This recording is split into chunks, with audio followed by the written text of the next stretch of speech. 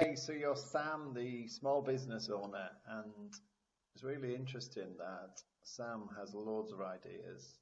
I do too, and it's often great to get the team huddling around the same page. And I'm going to provide a little explainer as to how that works with big picture tools, so you can see it in action. So the first question is, how do we take this idea that I've had as the small business owner? It's something around marketing.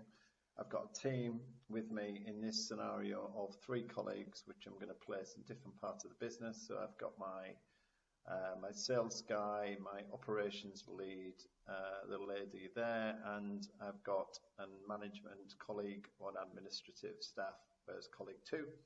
And I'm thinking, well, this idea is here, but how does it impact you all in the business?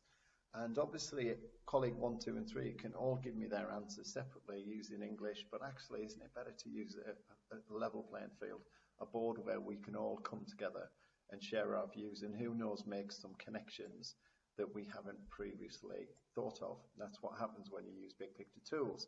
Unfortunately, we've got access to all of these different symbols. Now, these symbols look very simple and playful, but they actually come alive when people get them in their hands and they can express them either physically or digitally, as we're doing now. So those symbols are around the team, the customer, the technology we use, the measures of success, what good looks like, the money and the processes. So me as the business owner, I don't want to spend so long doing this. I don't want to write a report. What I want to do is have a damn good conversation. It was all coming together in the same place and something we can come back to and chip in with different ideas.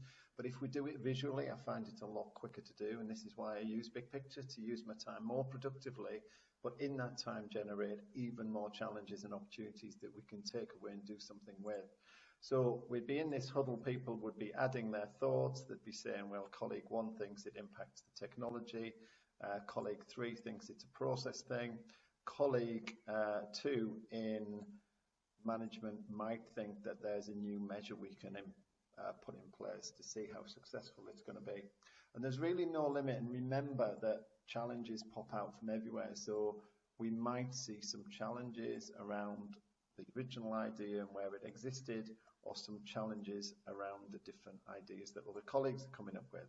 So don't worry so much about them. Let's not leave them behind, because it's really important. We'd rather have them out in the conversation than letting them fester around the water cooler or the Zoom room or whatever it is.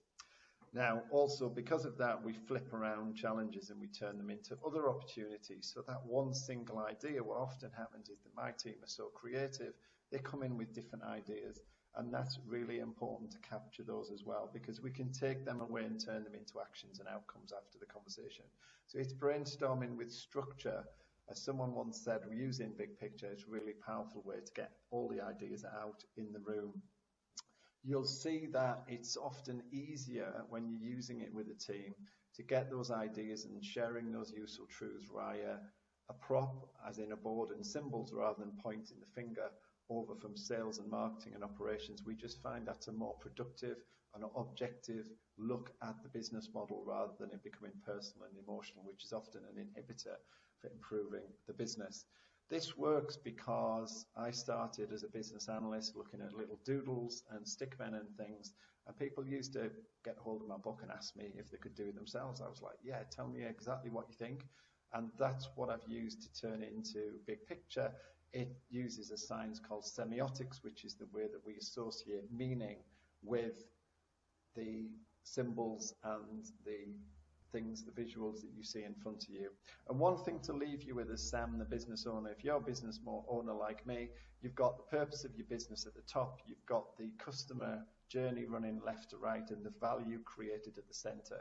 And I think that's a really powerful lens to leave the conversation with, to ensure that you're in line with your current purpose, or maybe you need to update it and pivot, who knows, that you're providing the value to the customer in the way that you want, and there are no impacts that you've maybe not thought of that you need to take on board and put it into your pad. So that's Sam, the business owner. If that relates to you, you can ask us more about how exactly it works. You can get some kits and learn how to do it yourself. And thanks for watching.